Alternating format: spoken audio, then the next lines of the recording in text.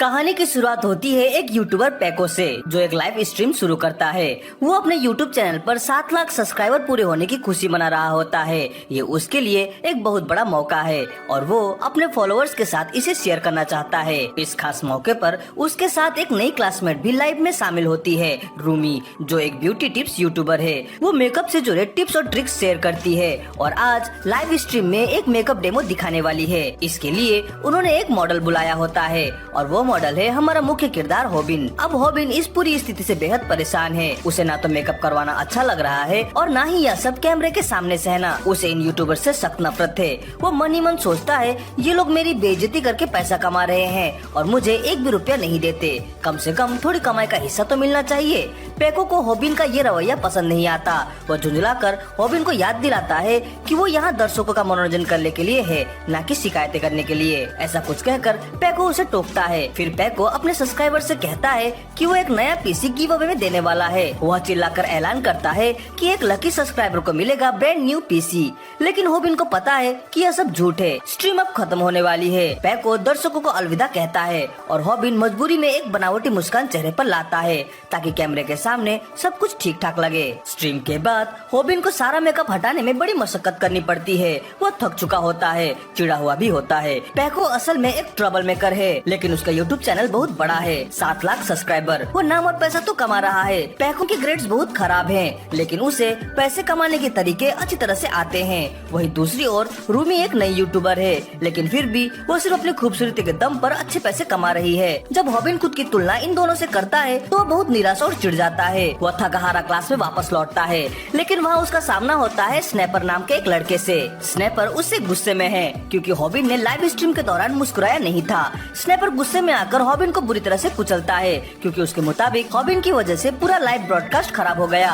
Snapper असल में पैको का कैमरामैन है और स्कूल में उसे शरारती और गुंडा टाइप के ग्रुप का हिस्सा माना जाता है। हॉबिन एक पल को हिम्मत जुटाता है कि वो स्नैपर को जवाब दे, लेकिन ऐसा करते ही बाकी सब उस पर हंसने लगते हैं और उसका मजाक उड़ाते हैं। पैको को लगता है कि हॉबिन बिना वजह नाटक कर रहा है और स्नैपर तो ऐसे एक्ट करता है जैसे डर के मारे उसके पैंट गीले हो गए हो। हॉबिन सोचता है कि स्नैपर ने खुद पैको का कैमरामैन बनने की पेशकश की थी ताकि वो भी पैको की पावर और नाम का फायदा उठा सके। उसे लगता है कि ये हरकत बहुत कमजोर और घटिया है। इसी बीच रोमी हैरान रह जाती है जब उसे पता चलता है कि उन्होंने अभी अभी जो लाइव स्ट्रीम की थी उससे उसने $200 कमा लिए। ये सुनकर हॉबिन चकित रह जाता है।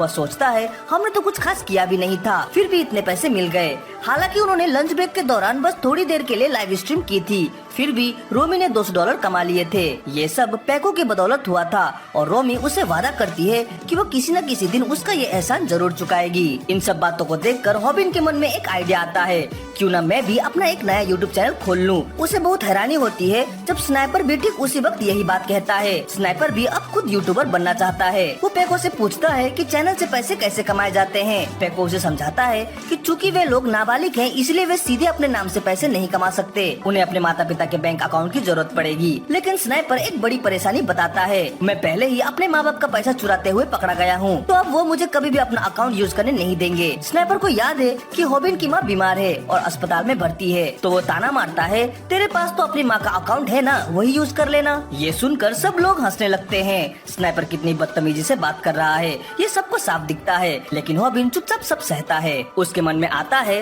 अब तो मुझे अपने हाथों से जवाब देना चाहिए, लेकिन अफसोस हॉबिन ऐसा नहीं कर पाता। उसमें अभी भी वो हिम्मत नहीं है। वो बस मन ही मन अपनी माँ से माफी मांगता है, सॉरी माँ, मैं आपका सम्मान नहीं बचा पाया। इसके बाद हॉबिन अस्पताल जाता है अपनी माँ से मिलने। उसकी माँ उसे देखकर मुस्कुराने की कोशिश करती है और कहती है, मैं तो जब चाहूँ घर जा सकती हूँ। वो दिखाती है कि सब ठीक है, लेकिन हॉबिन जानता है कि वो झूठ बोल रही है। उसे पता है कि अगर उसकी माँ ने अस्पताल छोड़ा तो उनकी हालत और भी बिगड़ सकती है। वो माँ के चेहरे पर पड़े निशानों को देखकर पूछती है, कहीं तूने लड़ाई तो नहीं की? लेकिन हॉबिन झूठ बोलता है, नहीं माँ, मैं कभी ऐसा नहीं करूँगा, मैं आपको टेंशन नहीं देना चाहता। असल में हॉबिन जानता है कि वो खुद भी अब झूठ बोलने लगा है। वो सब कुछ छुपाता है ताकि उसकी माँ परेशान ना हो। इसके बाद हॉबिन $200 अस्पताल में जमा करता है ताकि माँ का इलाज चल सके। हॉबिन सोचता है कि ये $200 उसके पूरे हफ्ते की कमाई के बराबर है। वो मैकडॉनल्ड में पार्ट टाइम जॉब करता है। अगर वो स्कूल के बाद हर दिन काम करे तब भी वो सिर्फ $30 ही कमा पाता है। उधर उसके नए क्लासमेट्स तो सिर्फ एक लंच ब्रेक में $200 बना रहे रहे हैं। ये सब सोचकर हॉबिन का गुस्सा फूट पड़ता है। वो खुद से पूछता है, क्या सच में समाज में कुछ गड़बड़ है? मेहनत करने वाले पीछे क्यों रह जाते हैं? उसी निराशा के पल में उसे थोड़ी उम्मीद की किरण दिखती है जब उसकी सहकर्मी बोमी उसे मुस्कुराकर हाय कहती है। हॉबिन बोमी को बताता है कि बीफ पैटीज कहाँ रखी है और बाकी स्टाफ मेंबर उन्हें लाने की पेशकश करते हैं। बोमी उस रेस्टोरेंट की स्टार है, एक तरह की आइडल। उसे देख हॉबिन का मूड अचानक अच्छा हो जाता है। इसी बीच अचानक वहाँ आ धमकता है पैको और वो लाइव स्ट्रीम कर रहा होता है। हॉबिन तुरंत छुप जाता है। पैको ऐलान करता है कि वो यहाँ आया है मैकडोनाल्ड की गॉडेस बोमी से मिलने, जो इन दिनों सोशल मीडिया पर वायरल हो रही है। हॉबिन हैरान रह जाता है कि पैको यहाँ बोमी से मिलने आया है। पैको कहता है कि उसने बोमी के लिए एक चैलेंज रखा है, अगर तुम 30 सेकंड में बर्गर नहीं बना पाई तो तुम्हें अपना फोन नंबर देना होगा। ये सुनकर हॉबिन के होश उड़ जाते हैं। उसे सब कुछ समझ में आ जाता है। ये कोई गेम नहीं बल्कि बहाना है बोमी से उसका नंबर लेने का। वो जानता है कि जिस बर्गर की बात हो रही है उसमें 10 से ज्यादा इंग्रेडिएंट्स होते हैं और उसे 30 सेकंड में बनाना नामुमकिन है। पैको ऐसे दिखाता है कि उसने ये चैलेंज मजबूरी में लिया है क्योंकि उसके दर्शकों ने दबाव डाला, लेकिन हॉबिन समझ चुका है कि ये सब एक्टिंग है। बाकी स्टाफ भी कहता है हम में से किसी के पास भी बोमी का नंबर नहीं है। सब सोच में पड़ जाते हैं, क्या न्यू यूट्यूबर सच में कुछ भी कर सकते हैं? तभी सब हैरान रह जाते हैं जब हॉबिन सामने आकर बताता है कि बर्गर बन चुका है। उसने तो उसमें एक एक्स्ट्रा पैटी भी डाल दी, वो भी फ्री में। फिर वह पैको से कहता है कि अब आप जा सकते हैं, आप हमारे ग्राहकों को डिस्टर्ब कर रहे हैं। पूरा माहौल पलट जाता है। हॉबिन खुद से धीरे से कहता है मैकडोनाल्ड का राजा मैं हूँ। बाकी वर्कर्स उसकी बहादुरी और स्मार्टनेस की तारीफ करते हैं, लेकिन हॉबिन जानता है कि ये खुशी ज्यादा देर तक नहीं है। स्कूल में उसे इस हरकत के लिए पक्का पीटा जाएगा। उसका मन अंदर से कहता है कोई मुझे वैसे भी स्वीकार नहीं करेगा जैसा मैं हूँ। लेकिन इस सब के बीच हॉबिन बोमी का ध्यान खींचने में कामयाब हो जाता है। रात को वह घर लौटता है और रेमन बनाता है और तभी हमें पता चलता है कि हॉबिन अभी भी कितना कमजोर और दब्बू है, क्योंकि उसने स्नाइपर को अपने घर से लाइव स्ट्रीम करने की इजाजत दे दी थी। हॉबिन अपने आप से बहुत निराश है। उसे पछतावा होता है कि उसने स्नाइपर को अपनी माँ के बैंक अकाउंट का इस्तेमाल करने दिया। वो मन ही मन अपनी माँ से माफी मांगता है। उसी वक्त हॉबिन सुनता है कि कोई स्नाइपर को $200 देगा क्योंकि उसने एक गेम में 30 किल्स किए हैं। ये सुनते ही हॉबिन के अंदर गुस्से की आग जल उठती है। इतना आसान पैसा और मैं यहाँ खून पसीना बहा रहा हूँ। वो इतना चिढ़ जाता है कि स्नाइपर के लिए जो रेमन बनाया था उसमें थूक देता है। हॉबिन सोचता है कि क्या मुझे स्नाइपर से उसके कमाए हुए पैसे का हिस्सा मांगना चाहिए। इसी सोच में खोया हुआ हॉबिन गलती से एक एक्सटेंशन कार्ड में पैर मार देता है, जिससे स्नाइपर की लाइव स्ट्रीम बंद हो जाती है और गरम रेमन सीधे स्नाइपर पर गिर जाता है। हॉबिन माफी मांगता है, ये सब बस एक एक्सीडेंट था, लेकिन स्नाइपर गुस्से से पागल हो जाता है। $200 का नुकसान कर दिया तूने। हॉबिन फिर कहता है ये गलती से हुआ, जानबूझकर नहीं। लेकिन स्नाइपर उसे गालियां देने लगता है और हॉबिन को बेरहमी से मारने लगता है। जब हॉबिन खुद ही अपने घर में पिटता है तो उसे एहसास होता है कि यह कितनी बेहद अपमानजनक और दर्दनाक बात है। मार खाते खाते स्नाइपर एक घटिया बात कहता है, तेरी माँ को कैंसर है और ये तेरी गलती से ही है। बस अब हॉबिन का सब्र टूट जाता है। वो गुस्से से तमतमाकर पहली बार स्नाइपर के चेहरे पर एक जोरदार मुक्का मारता है। पहली बार हॉबिन ने किसी को पंच किया। अब दोनों के बीच जमकर लड़ाई शुरू हो जाती है। हॉबिन को लगता है लड़ना उतना भी बुरा नहीं जितना मैं सोचता था। दोनों बिना किसी रोक टोक के एक दूसरे पर हमला कर रहे हैं, लेकिन उन्हें यह अंदाजा नहीं होता कि कैमरा अभी भी ऑन है और लाइव स्ट्रीम जारी है। कहीं और उनकी स्कूल की एक लड़की पूरी लड़ाई लाइव देख रही होती है। जब लड़ाई खत्म होती है तो हॉबिन एक एड्रेनालिन उतारता है और अब उसे अपने जख्मों का दर्द महसूस होने लगता है। लेकिन ये दर्द ही एकमात्र परेशानी नहीं है। अब वह सोचने लगता है कि घर की टूट फूट को ठीक करवाने में पैसे लगेंगे। हॉबिन को गुस्सा आता है कि उसकी जिंदगी में हर चीज पैसे से जुड़ी हुई है। वो सोचता है कि काश मैं इन सब चीजों से भाग सकता। थक हार कर वो बस नींद में सब भूल जाने की कोशिश करता है। उसे अब एहसास होता है कि उसकी जिंदगी कितनी दुखद और उलझी हुई है। फिर भी सोने से पहले वो सोचता है कि बिजली का बिल भी आएगा, तो वो पास रखा पावर स्ट्रिप ऑफ कर देता है। अगले सुबह स्नाइपर का फोन आता है। वो गुस्से से चिल्ला रहा होता है और कहता है कि उस वीडियो को तुरंत डिलीट कर दो। हॉबिन को कुछ समझ में नहीं आता कि स्नाइपर क्या कह रहा है। तब स्नाइपर उसे समझाता है कि उसे कल की यूट्यूब लाइव स्ट्रीम को डिलीट करना होगा। हॉबिन हैरानी से कहता है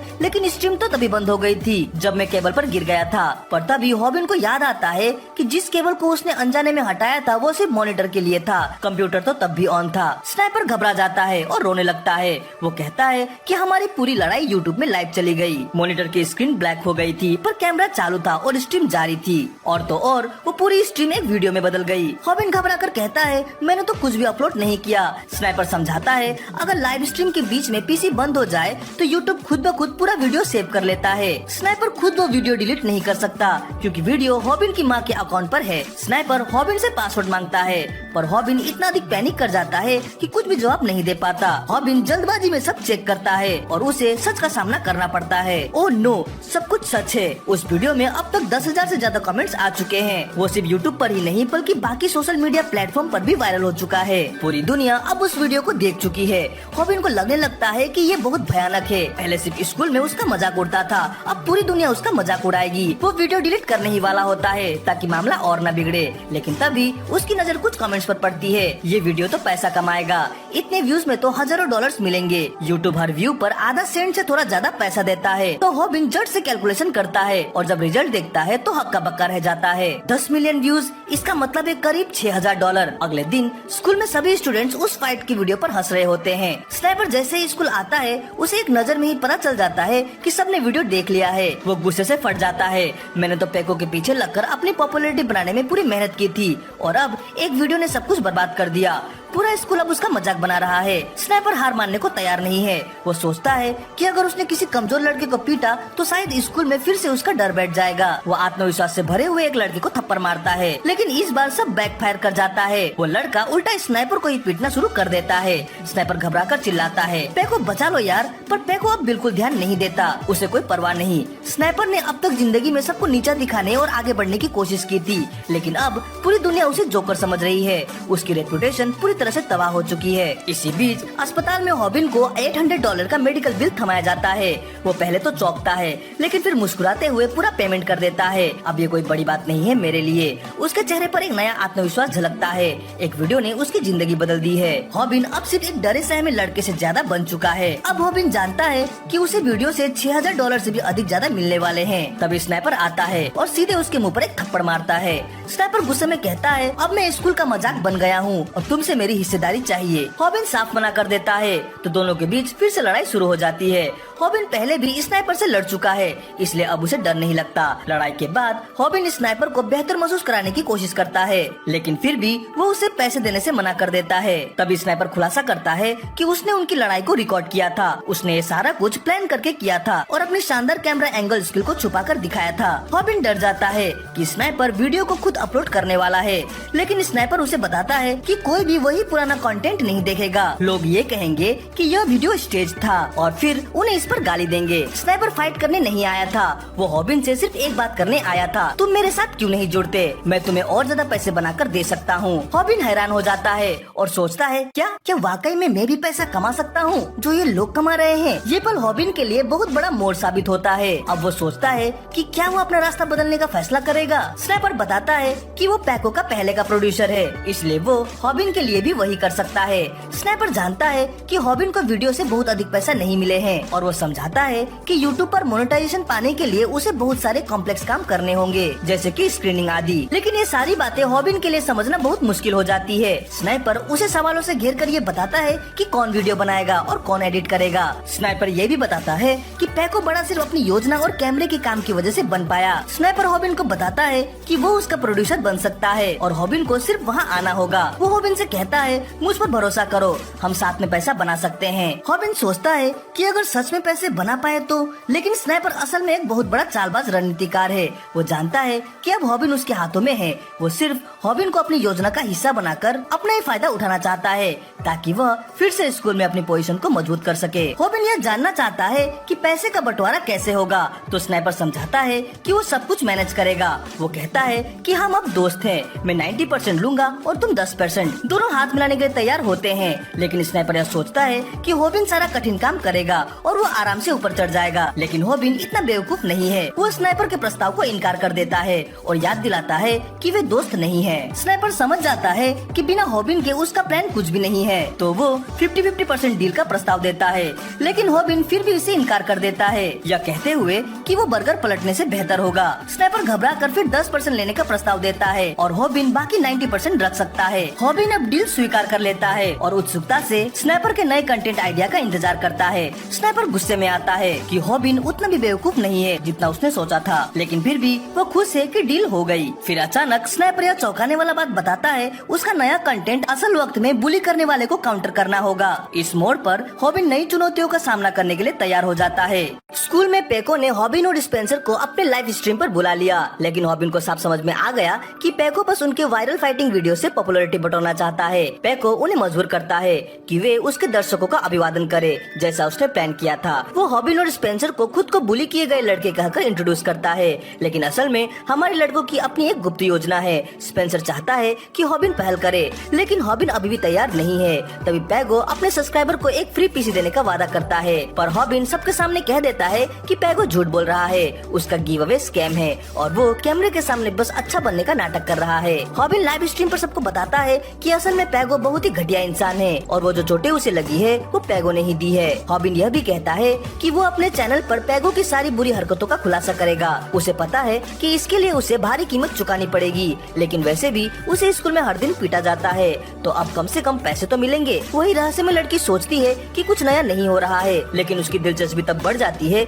जब लोग नोटिस करते हैं कि हॉबिन अब थोड़ा अलग दिख रहा है। स्पेंसर सोचता है कि उनकी योजना बिल्कुल सही तरीके से काम कर रही है। पेको के दर्शक अब उसके चैनल की ओर आ रहे हैं। पेको भी एक्सपोज होने पर बहुत परेशान दिख रहा है, लेकिन तभी सब गड़बड़ हो जाता है क्योंकि पेको बताता है कि उसका लाइव स्ट्रीम फोन की बैटरी खत्म होने की वजह से बंद हो गया था, यानी अब कुछ भी रिकॉर्ड नहीं हुआ। लेकिन उसे यह पता नहीं कि स्पेंसर इस पूरी पिटाई को लाइव स्ट्रीम कर रहा है और उसे 33,000 लोग देख रहे हैं। उन्हें ढेर सारे नए सब्सक्राइबर मिल रहे हैं। स्पेंसर सोचता है कि वे इतने बेवकूफ नहीं है कि पेको को उसी की लाइव स्ट्रीम में चुनौती दे। स्पेंसर हॉबिन को शो का स्टार कहता है क्योंकि उनकी असली योजना यही थी कि हॉबिन हमेशा की तरह पिटे और वे लोग उस पर ढेर सारे व्यूज और पैसे कमाए। लेकिन तभी हॉबिन सोचने लगता है कि क्या सिर्फ पिटते रहने से वाकई में पैसे कमाए जा सकते हैं। अब हॉबिन ठान लेता है कि उसे बड़ा पैसा कमाना है और इसके लिए उनके वीडियो को धमाकेदार तरीके से वायरल करना होगा। उसी पल हॉबिन को शक होने लगता है कि क्या लोग सच में सिर्फ एक पिटने वाले बच्चे को देखना चाहते हैं। उसे एहसास होता है कि लोग असल में वो देखना चाहते हैं जब एक कमजोर बच्चा अपने बुली के खिलाफ खड़ा हो जाए। अब हॉबिन में थोड़ा हौसला दिख रहा है,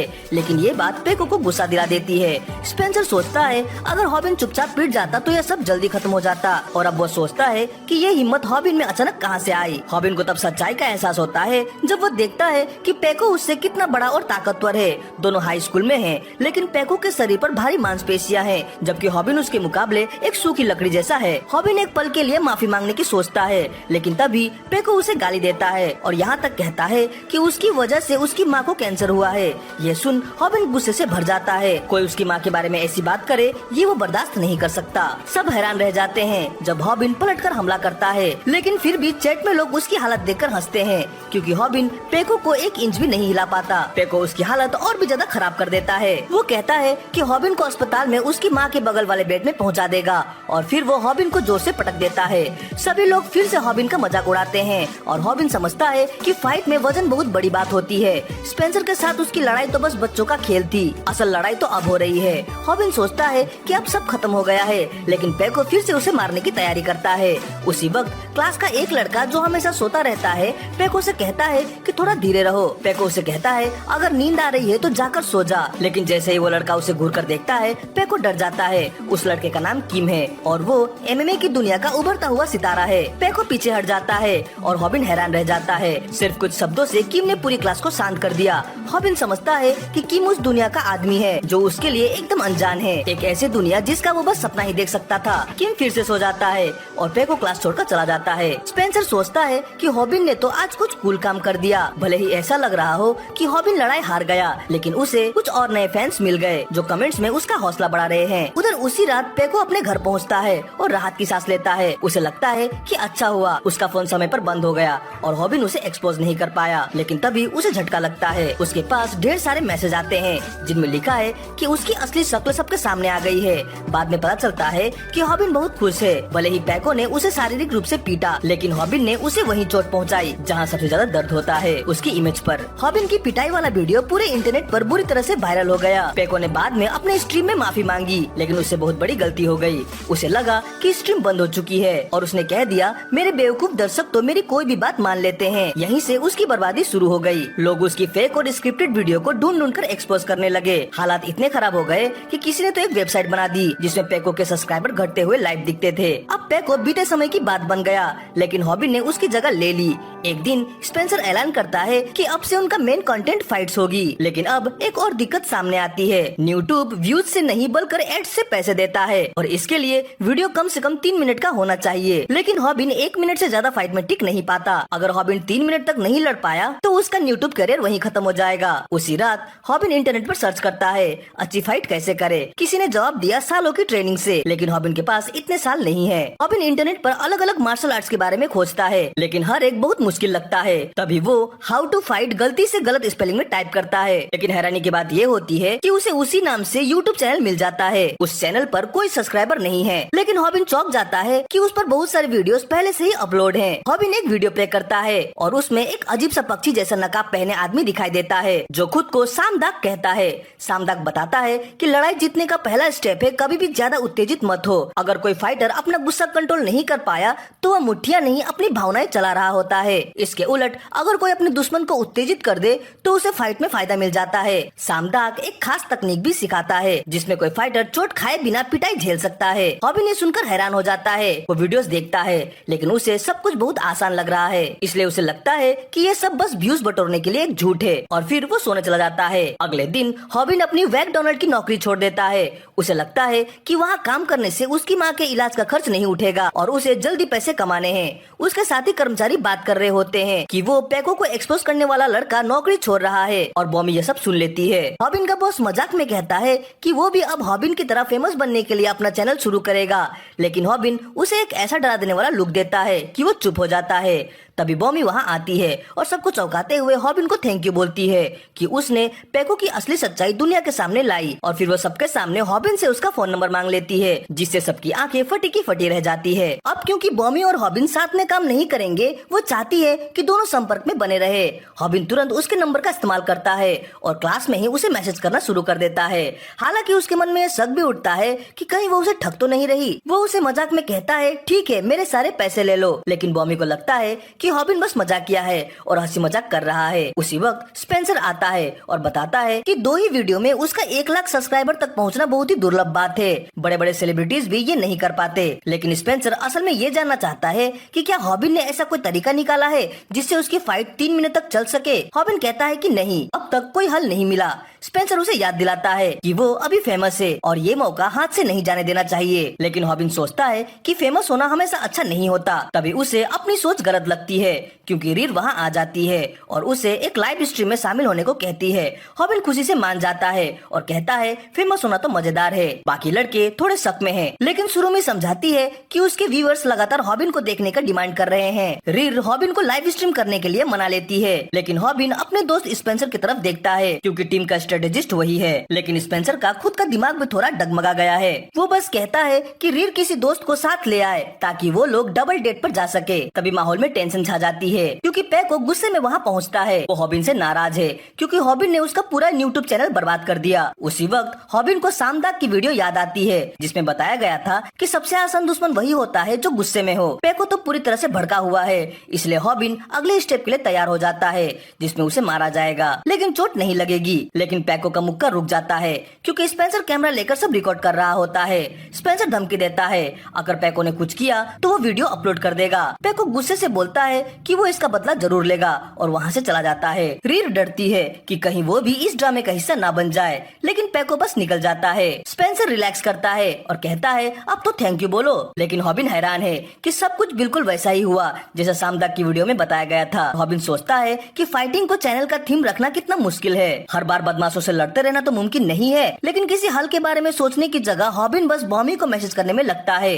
वो देखता है कि बॉमी से चैट करके उसे कितना अच्छा महसूस हो रहा है, लेकिन तभी बॉमी लिखती है कि मैसेज से बेहतर होता किसी की आवाज सुनना। हॉबिन बेवकूफी में सोचता है कि शायद अब वो उससे बात नहीं करना चाहती, जबकि असल में तो वो उसे फोन में बात करना चाहती थी। हॉबिन तुरंत कॉल करने के लिए तैयार हो जाता है, लेकिन तभी कुछ डरावने दिखने वाले लोग आ जाते हैं और कहते हैं कि वो उसके बहुत बड़े फैन हैं। हॉबिन हैरान रह जाता है कि उसकी फेम ऐसी हो गई है। अब खतरनाक लोग भी उससे बात करना चाहते हैं, लेकिन बात जल्दी साफ हो जाती है। ये लोग उससे पैसे नहीं बल्कि फोन लूटने आए हैं। उनमें से एक पूछता है, तूने वीडियो से कितना कमा लिया रे? और हॉबिन को समझ में आ जाता है कि असली मकसद क्या है। तब स्पेंसर आता है, लेकिन वो तो एक ही झटके में ढेर हो जाता है।